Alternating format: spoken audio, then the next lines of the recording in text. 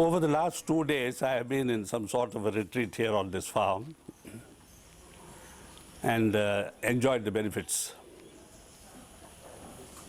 I won't say it has done much for me mentally, but spiritually, I hope it has had its value, which is what a retreat is for. And being a native of these lands, used to seeing agriculture, farms flourishing, cows being milked, cattle being fed, the calves, making their own noise in appeal to their mothers. We slide into some nostalgic memories of childhood. And I must tell you frankly, I've had one feeling all these years in Sahaj Marg, which have been bliss-filled years, especially during those 18 or 20 years when Babuji Maharaj was there. I was with him. And I have discovered quite early in life that the best position to occupy in life is that of number 2, not of number 1. Because when you are number 2, number 1 protects you, instructs you, guides you, teaches you. And suddenly one morning you find you are number 1 and you are out on a limb, so to speak. With many people waiting to cut that limb between you and the main tree. And sometimes I get the impression that I am also myself trying to saw away the branch between me and the tree rather than the other side, you see. Because it is always in that area that you find resistance, you find opposition, you find enmity, to talk of extremes, and perhaps the final, crime, even of trying to do away with you.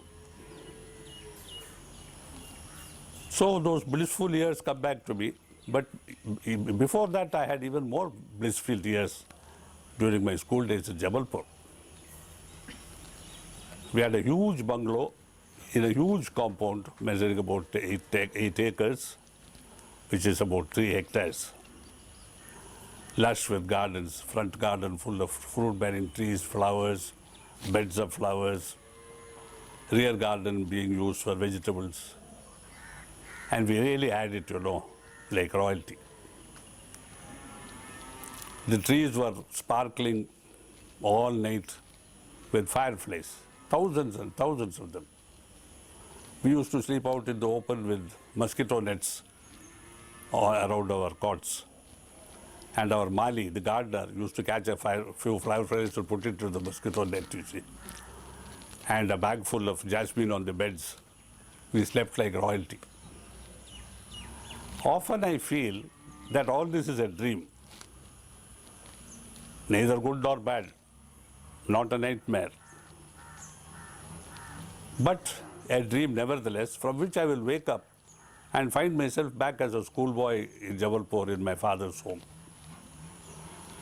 I suppose it has behind it a great deal of wishful thinking that, oh, for heaven's sake, if I only could be there all over again, Because while I did sleep in those days on beds of jasmine, if not on beds of roses, today perhaps it's more a bed of thorns than a bed of anything. All because of the mission. People outside, always envy those who are inside. For instance, people on the ground who never travel by air think when they see a flight, oh, what wonderful thing, they must be enjoying. But I know how miserable a plane travel can be. Even when it is good weather, the flight is good, everything is good. But it is bad. Because you are out of your element. And I get cramps, I get pain in my legs. 2 hours is about the maximum now at this age. Though in my prime, I have had to travel sometimes between Bombay and Delhi as much as 5 times a week. I mean, I am not a traveler unaccustomed to traveling. I have traveled all over since the age of, I think, 8. In those days, I traveled within India After I joined my company, I traveled outside India. And in my mission, I am doing both. Why I say this is because one thing that is lacking in India, totally, as well as in Sahaj Marg, which I consider a mirror image to a small extent of India, or the other way around. A small India is the mission, the larger India is my whole country, and each is a reflection of the other, as above, so below. The same indiscipline, the same disregard for rules, the same unwillingness to pay their whatever, if you are public life, it's taxes, moral responsibilities, in mission. They don't want to pay for their food, they don't want to pay for water, they don't want to pay for bedding. And when we have large gatherings, we have this so-called, delegate donation, which is a bugbear. I really regret having persuaded Babuji Maharaj way back in '67. When I became the secretary, I had to persuade him over 3 years, because he used to pay for everything out of his pension. And his pension is about, 30 rupees a month, I think. I told him, Babuji, you cannot go on paying for this, because when I was first here, it was 40 people. Now there are 200 people. Soon there will be 2,000. You must charge something. 3 years later, he agreed. And we started with, I think, 18 rupees for the 3 days. Those were cheap days, and we could manage. Now generally it's 30 rupees a day, then it became 50, then it became 100. I agree, that amounts are increasing. But where you could eat for 2 rupees one meal in those days, you have to pay at least 50 today. So discipline is totally lacking. Discipline in the sense that it is all selfishness on the side of the recipients, and total inability to do anything on the part of those who are administering either the country or the mission, it doesn't matter which. And like the country where the rich people don't want to pay taxes, and the salaried class who can't avoid it do pay without even thinking about it. In the mission too, I have found the rich people instigating the poorer people. Why do you pay? The mission has enough money, Chariji will never show you the accounts, only because of this. He is amassing wealth. Somebody corrects them and say, oh, it's only for the mission. He says, true, but why don't the mission spend it? I wish to put it on record that after Babuji's Mahasamadhi in 1983, the mission has grown in such proportion to what it was that it is difficult to even state it. One auditor told me that if the mission had been a corporate body, public company, in 1983, if it had issued shares of 10 rupees, which reflected a real value, today that 10 rupees share would be worth 1 crore rupees. An auditor, no less. So you see, mission has grown. But again, 800 abhyasis, 2,000 abhyasis of those days, today there are hundreds of thousands of abhyasis. In my first Vasant, I said there were 42, including Babuji Maharaj. In 82, the last occasion when Babuji was physically present at Vasant, it was 2,800. I have figures because, by nature I like to know what is going on, how many came, how many meals were served. I have records for every occasion I have personally presided over as secretary. Today, on an average, in Madras, on Sundays we have more than 3,000 people. And the food is free. Yet, people say, well, after all, Babuji liked to feed people, Chariji is only doing what his master wanted. It is in that connection I want to tell you what Babuji told to me, which was virtually his last order to me. He said, Parsarthi, maintain discipline in this mission. There is no discipline, and I am the cause of it. I am quoting Babuji Maharaj. He said, I am the cause of it because I have said yes to everything. हमने सबके हाँ में हाँ मिलाते गए. And I came under everybody's compulsion. हम सबके मुरब्बत में आ गए. मोहब्बत में नहीं, मुरब्बत में आ गए. I am quoting in Hindi and English. Babuji said, I have said yes to everybody and I have been a slave of their compulsions, not their love. In Hindi, muhabbat and murabbat. Similar sounding, but with an enormous distinction. One is love, one is compulsion. I said, Babuji, you know, I've been trying hard and we have had a lot of improvement in discipline. But if you want total discipline, I'm afraid everybody will leave. I have said this before, but I say it for the last time today, I hope. He said, Parsati, I don't care if everybody leaves, so long as you are there in the mission, it's enough. But I am accused every day, lovingly of course, and with good intention, that there's no discipline. I know it.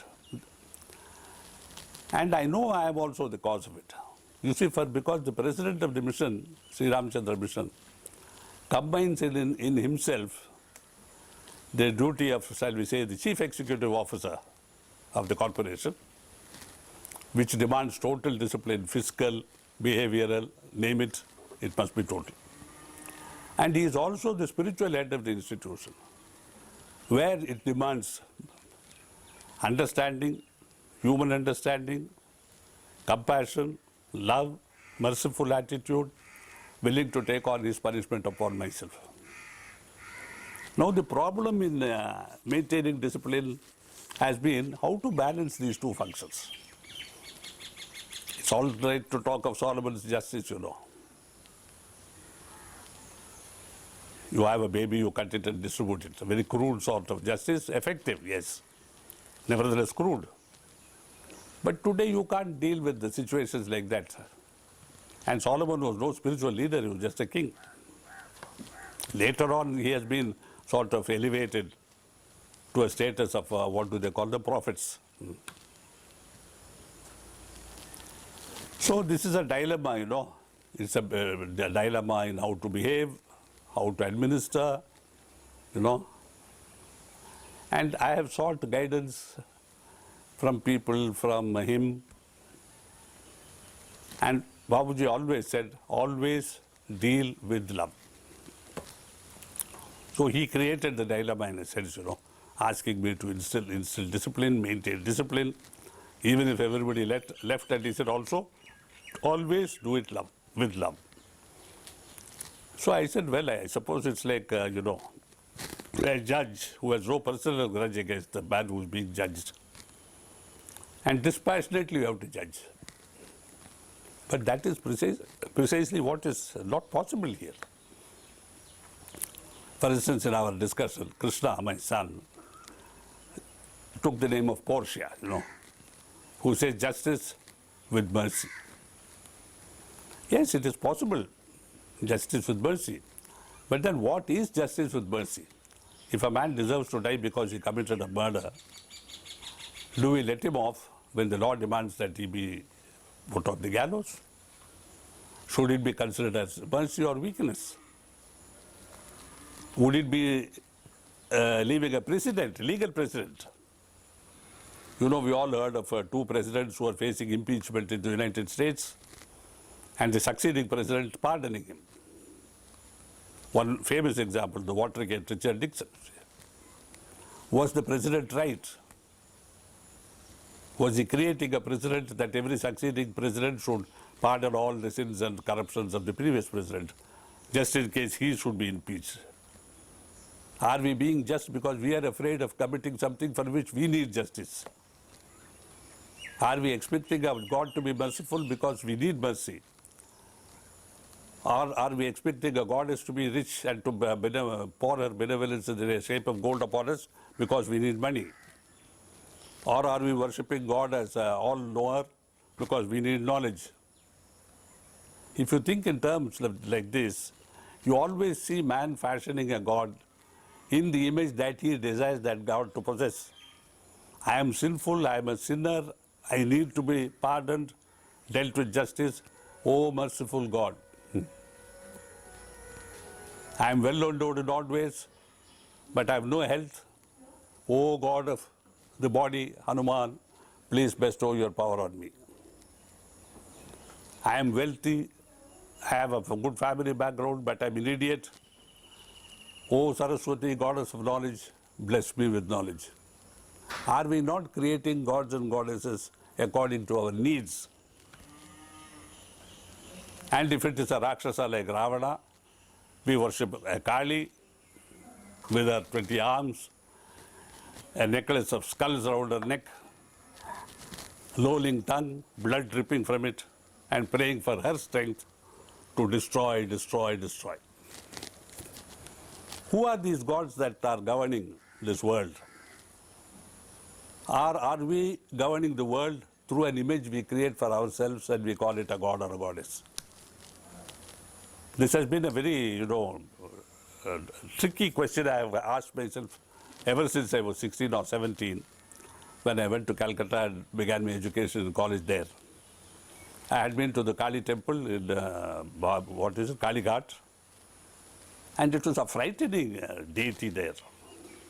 Exactly as I have pictured, black stone image, red eyes, bloody, lolling red tongue, blood dripping, 20 arms with different instruments of torture and destruction, and a huge knife, curved knife like this, outside on a pedestal, where people come with goats or kids, catch them by the rear legs, and tadang, and the leg is off. This was the animal sacrifice offered there, and in early British days, I am told as many as 10,000 buffaloes were sacrificed every day. And the Hooghly literally ran blood. Even now when animal sacrifice is forbidden, it is rampant in Bengal. So I don't know whether a God exists. I am not atheistic because I have my God, my master. So I think, religion is a creation created by humans in need of whatever they stood, of food,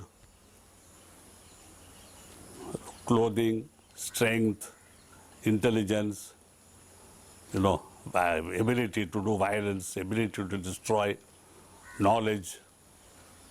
So the Indian pantheon is full of these gods and goddesses, each one of a particular function.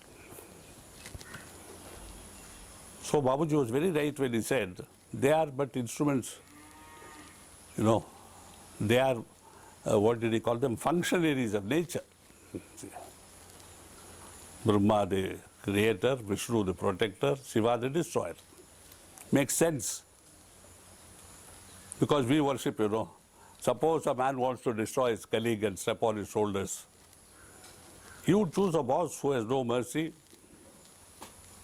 who says, kill the other guy.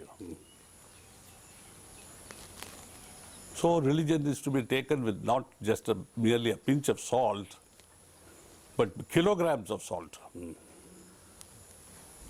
In the full knowledge, conviction that if I have a God among this pantheon of gods, I have created it to fulfill my needs, and my worship of that deity is a fraud, is a humbug, it's a denial of the truth that there was ever a God, because if that can be a God whom I created, then what is the real God doing without just putting a stroke of lightning on me and destroying me at that moment? You see, that a real God can tolerate so much unholiness, so much selfishness,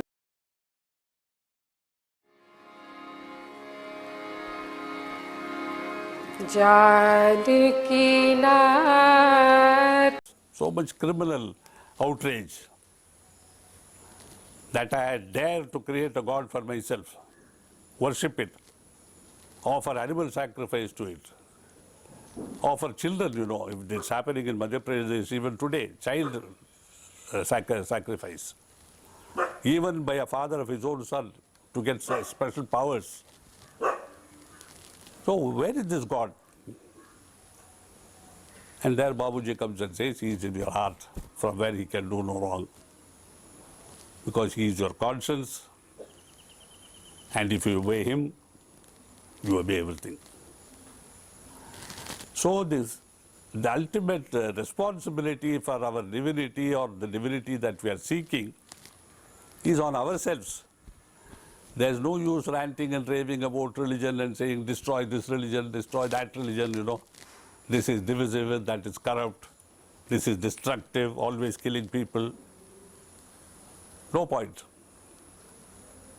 Because they have all been created out of human need, particular to those human beings of those times, hardened into edifices, into idols, in temples, the Zipporah or whatever you call it in Judaism, the cross in the Christian church, which is no less an idol than an idol of a god or goddess in a Hindu temple. Until we recognize that we have created whatever harmful gods, blissful gods, benevolent gods and goddesses there are, religions will continue to flourish because humans will always need one thing or the other for their material existence. If you think at it this way, religion will never end as religion. Therefore, religion can only end for each individual who is able to elevate himself to this idea and concept that I created my God, I don't need him anymore. Now let me find the truth, not God. Because God is truth, God is love, therefore truth is God, truth is love, therefore, they are all three is the same. Love is God, God is truth, therefore love is truth. Therefore, Sahaj can only take up individual by individual for transformation and ultimate realization of the final truth that I am a part of that. I can never be the whole. Therefore, in Sanskrit we say an amsha, a small part. It's like a flame lit from another flame. As Babuji said, if you have one matchstick, you can light 1,000 candles. But with 1,000 candles and no matches, you can do nothing. India has been a land with thousands of saints, rishis, real ones, who have realized this truth, given up worship and gone into tapasya, which is into deepest introspection and meditation to find out what is it, where is it, why is it, and how am I to become that. This is all that spirituality is, you see. And it cannot go without discipline, personal discipline. When we talk of discipline in the mission, we are talking of group discipline. Now, like the truth, group discipline cannot be enforced because there are people with so many needs. One wants cheap food, one wants free food, one wants cheaper books, one wants books in Hindi, one in Urdu, one in Tashkent. So it's impossible to fulfill it. There is a clamor of voices raised for a multiplicity of everything. North Indian wants chapati, South Indian wants rice, Englishman wants toast, cheese, butter.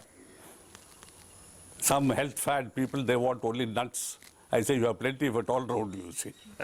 But they don't appreciate the joke unless they're not very angry. Then they say, yeah, Chariji. If they are, they say, well, don't you think you are one too? I said, yes, for being with you, only a nut can be with nuts. You don't expect an orange in a bag of nuts. So we have to handle situations with humor where it is possible, with that little, Gallic shrug, where that is indicated, or just politely walking away. Hardly establishes discipline, never maintains discipline, cannot ever enforce discipline. So, like Sahaj Marg, as a practice, discipline as a way of life can be only tackled by tackling individuals, making each one disciplined, by making him conscious that without discipline his life has no direction. It's like a driverless car, where it will go, whom it will kill, you don't know.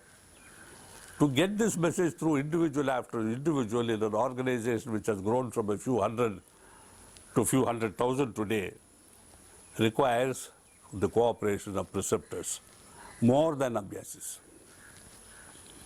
Why? Because there is this unfortunate truth in Sahaj Marg, in our mission, that to discipline preceptors is proving much more difficult than to discipline abhyasis. Because they say we are powerful people. Babuji has said, you have the same power that I have. Use it for the welfare of human beings.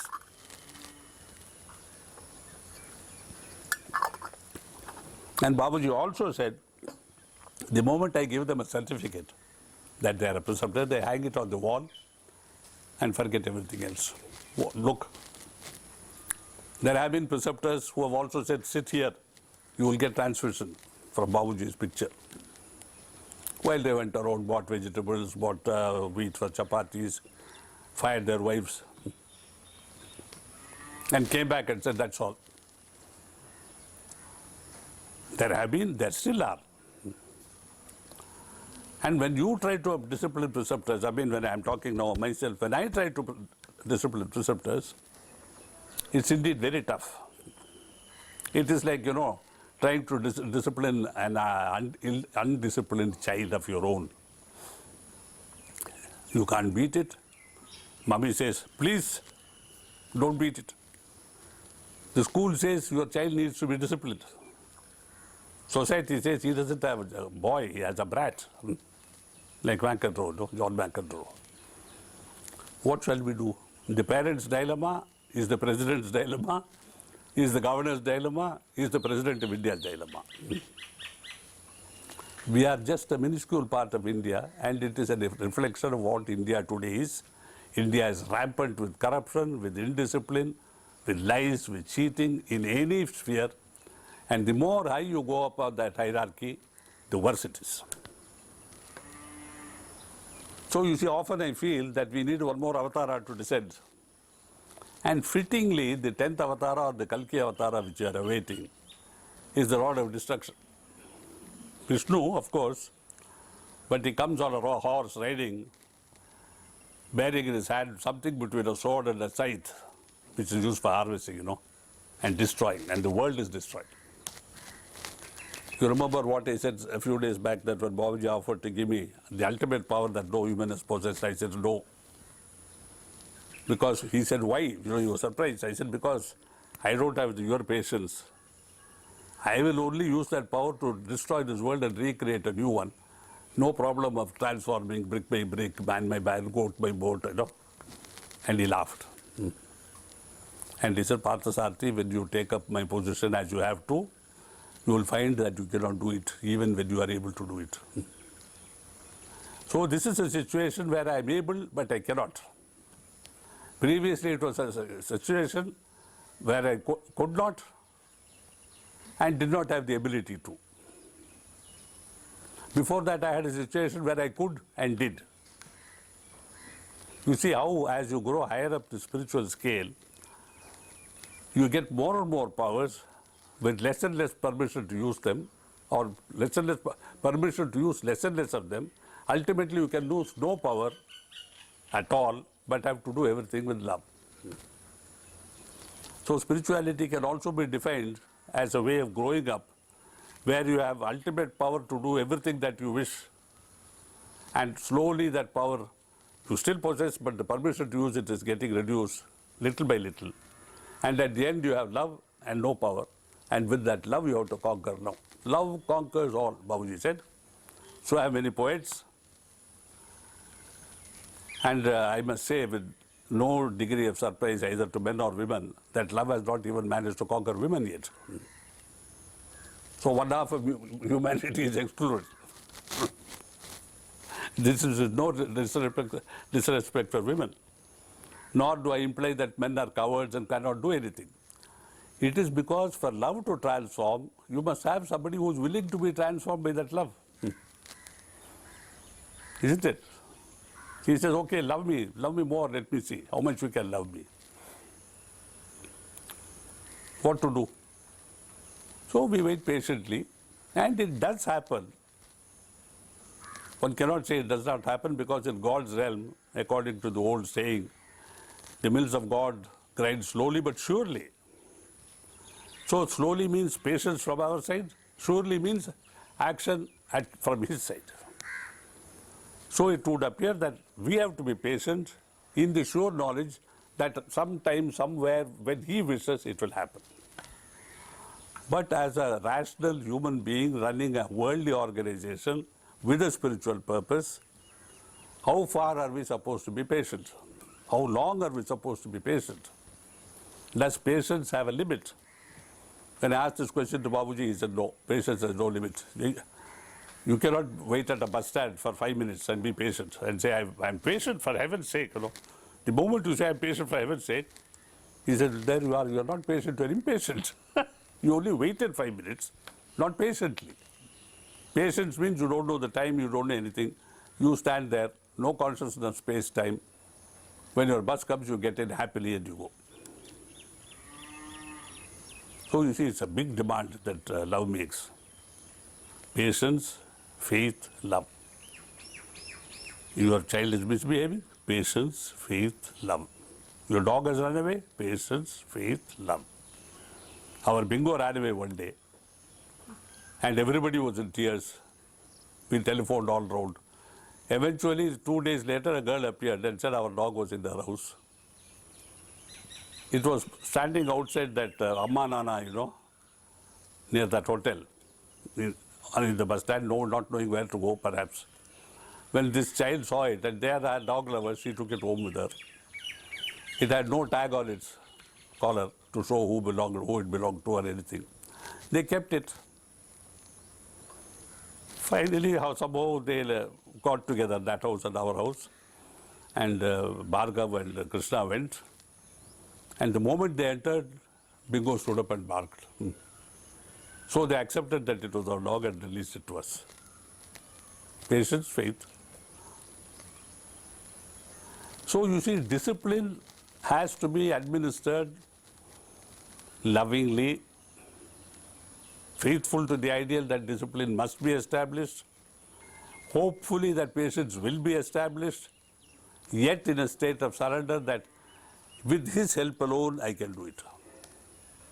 Yes, but Chariji, don't you think it is weakness to invoke God into every small thing? For discipline, you see my, Seahawks. You see my Navy SEALs, 2 years. You see what they can do. And you see my, SWAT teams. They will give their life, one order, their life is gone. They don't think. They work like machines. And I say, yeah, that is the problem, you see. They work like machines, they are no more humans. But we want humans to work as humans with a sort of machinistic efficiency. But they have not lost their heart, they have not lost their head. Why? Because Lalaji said, even a guru's orders must be obeyed only if it fulfills 4 cardinal requirements. Oh, discipline must be enforced only with these restrictions? No army has talked of this. Yes, I said because in armies they cannot speak about this. In armies there is only tyranny, inhumanity, mass killing, murder. You call it mass killing, we call it murder. You call it bombing, we call it annihilation, destruction. You are on the victor's side, therefore you are victorious, everything you did was right. The losing fellow was wrong because he lost. His sin was to lose, your virtue was to win. That is what divides a crime from a successful assault. He said, what are those cardinal requirements without which you will not obey? Does it conform to your religion? Does it obey your scriptures? Does your guru permit? Does your heart, your conscience permit it? If the answer to any one of these is no, you have a right to say, Guruji, I cannot obey this. Not, I will not.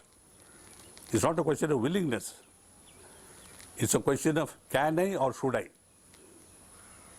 Can I? Yes, you can. Should I? No.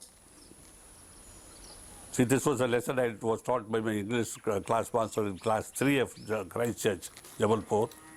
When a boy said, can I go to the bathroom, sir? He said, yes, you can. And the boy went, to the door of the classroom. He said, wait.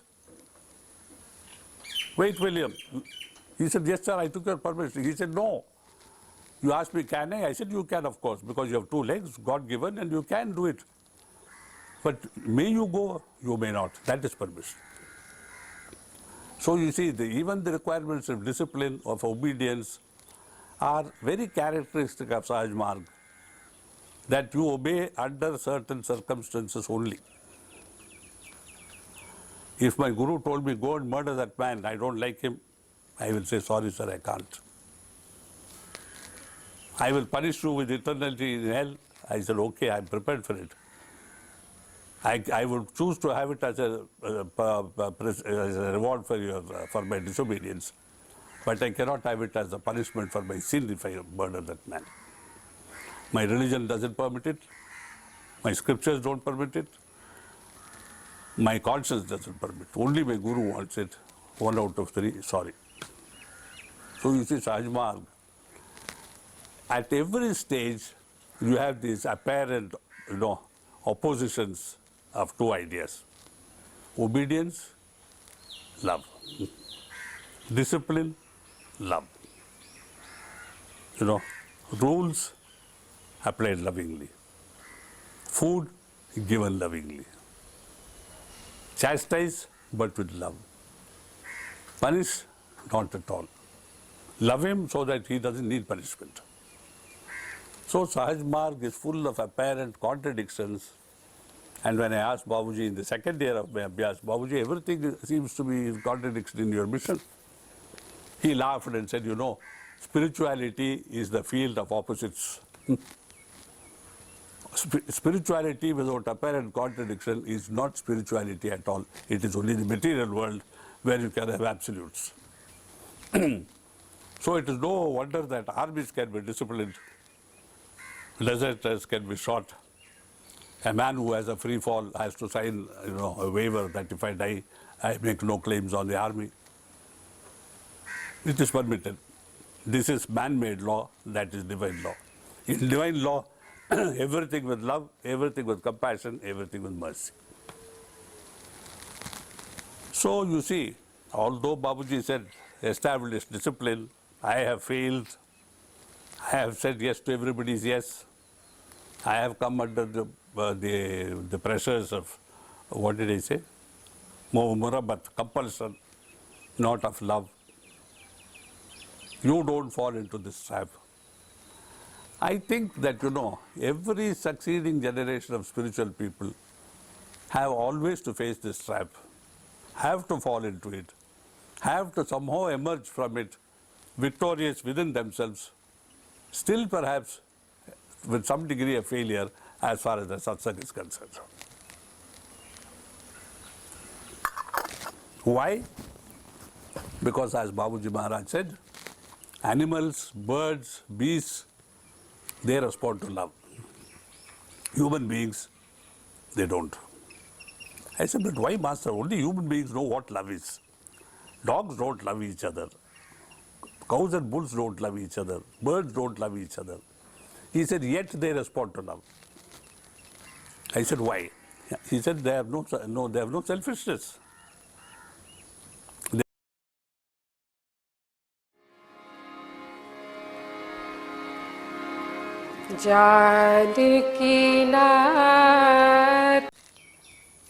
Therefore, they are free from this attitude of the mind which says I and mine all the time.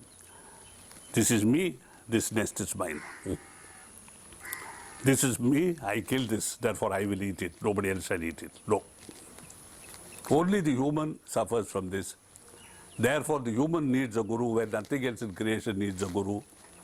The human has to practice where nothing else in creation has to practice. Human has a God when nothing else in creation has a God. They live lives full of serenity, free of pain. Though they die, they don't know they are dying.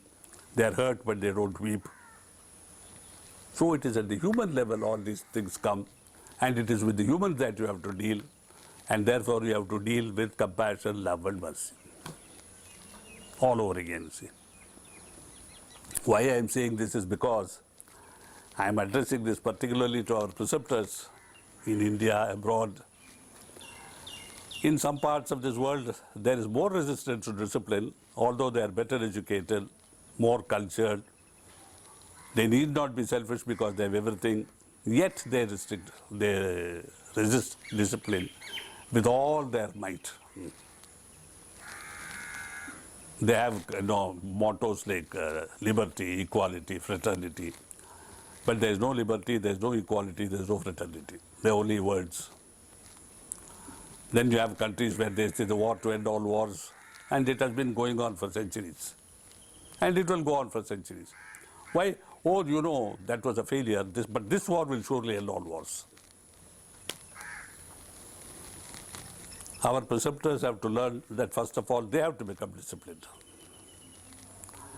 Our preceptors must learn they have no gods other than the master of Sahaj Marg, Lalaji Maharaj, Babuji Maharaj. They have to learn that they are no longer kaists or Brahmins or whatever you say, but they are human beings. They have to learn that before they can ask for obedience, they must be obedient themselves. The army has a very good saying in this context. One who cannot obey can never command. Obedience gives us the ability to command later. They have to learn that they must meditate before they insist on others meditating. They must follow the 10 maxims before they ask anybody else to do it. And most important of all, no politics in the mission. I'm not talking of Congress and Hindu Sabha and this and that. I'm talking of